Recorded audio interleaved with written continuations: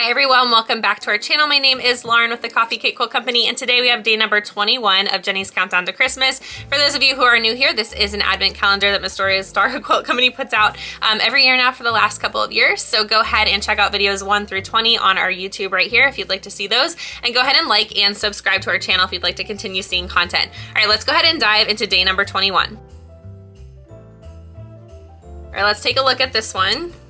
It's very light. All right, oh my gosh. I already love it.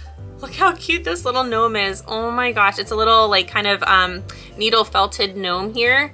Oh my gosh, he's so cute. And he's got a little wooden button here. He is darling. Oh my gosh, I'm so excited. I wish he was an ornament because I need more on my tree. Do you guys see the little sewing machine from the last unboxing on day 20?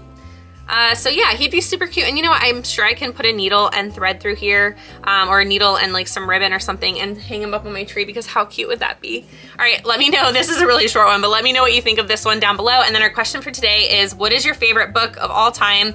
And for me, I think it's gonna be the Harry Potter series. I first started reading it when I was 11. My grandmother bought it for me in all of its hype. And every time that a new book would come out, she would purchase it for me. And then I actually got to work at Borders Books and Music. If you guys remember that store, it's since long been dismantled, I guess.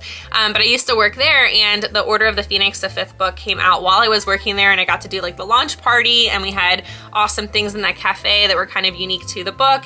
And it was so much fun, and I've just had really good times around Harry Potter, and I've read the book several times now, and I've of course seen the movies several times, and my kids have seen them, and I'll always have like a nostalgia and a love for Harry Potter.